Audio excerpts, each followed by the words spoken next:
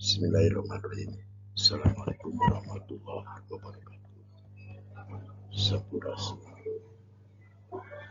Pada kesempatan ini saya akan mencoba membawakan pembelajaran mengenai sistem hukum dan peradilan di Indonesia sesuai dengan Undang-Undang Dasar Negara Republik Indonesia tahun 1945. KD-nya yaitu KD 3.3 memproyeksikan sistem hukum dan peradilan di Indonesia sesuai dengan Undang-Undang Dasar Negara tahun 1945. KD 3.4 menyaji hasil penalaran tentang sistem hukum dan peradilan di Indonesia sesuai dengan Undang-Undang Dasar Negara Republik Indonesia tahun 1945. Pengertian hukum.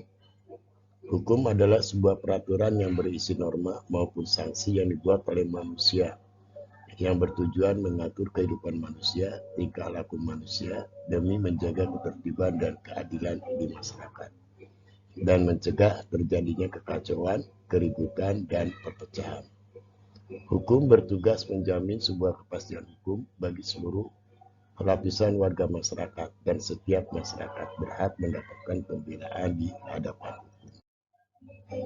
Definisi hukum yang lain adalah sebuah peraturan, ketetapan, ketentuan, baik yang tertulis maupun yang tidak tertulis, yang berfungsi mengatur kehidupan masyarakat serta memberikan sanksi bagi pelanggarnya. Di bawah ini adalah beberapa definisi hukum menurut para ahli. Yang pertama, Profesor Dr. Pankan. Hukum merupakan segala peraturan yang mempunyai sifat memaksa yang diadakan untuk mengatur dan melindungi kepentingan orang dalam masyarakat. SM Amir, Sarjana Hukum. Hukum merupakan peraturan yang tersusun dari norma-norma dan sanksi-sanksi. Yang ketiga, Pan Apodron. Hukum merupakan peraturan penghubung antara hidup manusia. Gejala sosial, tidak ada masyarakat yang tidak mengenal hukum. Sehingga hukum menjadi suatu aspek kebudayaan, yaitu agama, adat, kesusilaan, dan kebiasaan. Yang keempat, Immanuelkan. Hukum merupakan semua syarat di mana seseorang mempunyai kehendak bebas sehingga bisa menyesuaikan diri dengan kehendak bebas orang lain dan mentaati peraturan hukum mengenai kemerdekaan. Yang kedua, yaitu unsur-unsur hukum. Di bawah ini saya mencoba menjelaskan beberapa unsur hukum. Yang pertama, hukum merupakan peraturan mengenai tingkah laku masyarakat. Yang kedua, hukum dibuat oleh badan-badan resmi negara atau pihak yang berwajib. Yang ketiga, hukum bersifat memaksa dan adanya sanksi yang tegas bagi para pelanggarnya. Ketiga unsur tersebut harus diketahui dan dipahami serta dilaksanakan oleh setiap warga negara. Yang ketiga, karakteristik hukum. Hukum mempunyai sifat universal seperti ketertiban, ketentraman, kedamaian, kesejahteraan, dan kebahagiaan dalam tata kehidupan bermasyarakat. Dengan adanya hukum, maka setiap perkara dapat diselesaikan melalui proses pengadilan dengan perantara hakim berdasarkan ketentuan hukum yang berlaku. Selain itu, hukum bertujuan untuk menjaga dan mencegah agar setiap orang tidak ada menjadi hakim atas dirinya sendiri. Adapun karakteristik atau ciri-ciri hukum adalah sebagai berikut. 1. Berisi perintah atau larangan. Yang kedua, berisi aturan, larangan, dan atau perintah. Merupakan salah satu ciri hukum. Di dalam hukum berisi beberapa hal perintah dan larangan yang harus dipatuhi serta dilaksanakan bagi seluruh manusia. Yang ketiga, perintah atau larangan itu harus dipatuhi oleh setiap orang. Dan yang keempat, adanya sanksi atau hukuman. Yang keempat adalah sifat hukum. Berikut adalah beberapa sikap sifat hukum seperti satu, bersifat mengatur.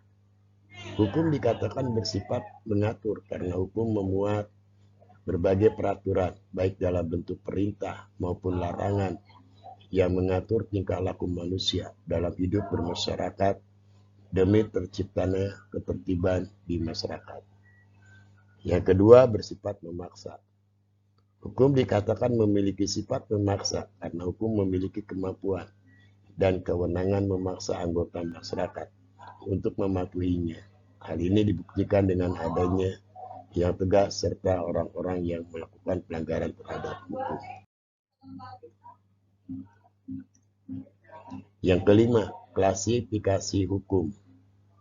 Klasifikasi hukum terdiri atas satu, berdasarkan bentuknya, terbagi atas dua bagian, yaitu A, tertulis seperti Undang-Undang Dasar Negara Republik Indonesia tahun 1945, Undang-Undang KUHP Pidana dan KUHP Perdata, serta yang lainnya. Yang kedua, tidak tertulis seperti norma atau kebiasaan-kebiasaan yang berlaku di suatu masyarakat yang tidak diundang-undangkan, namun dipatuhi oleh seluruh warga masyarakat tersebut. Yang kedua, berdasarkan sumbernya, terbagi menjadi dua, yaitu hukum, undang-undang, kebiasaan, adat, traktat, jurisprudensi, dan doktrin. Dari penjelasan tersebut di atas, undang-undang terbagi atas dua bagian, yaitu A, undang-undang dalam arti material, yaitu setiap peraturan yang dikeluarkan oleh negara yang isinya langsung mengikat masyarakat umum. Misalnya, ketetapan MPR, peraturan pemerintah pengganti undang-undang atau Perpu, keputusan presiden atau Kepres, peraturan daerah, dan lain-lain. Undang-undang dalam arti formal, yaitu setiap peraturan negara yang karena bentuknya disebut undang-undang, atau dengan kata lain, setiap keputusan atau peraturan yang dilihat dari cara pembentukannya. Di Indonesia, undang-undang dalam arti formal dibuat oleh Presiden dengan persetujuan DPR sesuai dengan pasal 5 ayat 1 Undang-Undang Dasar 1945, yaitu Presiden bersama-sama dengan DPR membuat undang-undang. Penutup, demikian pembelajaran yang dapat saya sampaikan. Semoga bermanfaat bagi kita semua. Mohon maaf apabila masih banyak kekurangannya. Semoga kita semua menjadi warga negara yang baik, yang dapat menjalankan hak dan kewajiban sesuai dengan hukum yang berlaku. Assalamualaikum warahmatullahi wabarakatuh.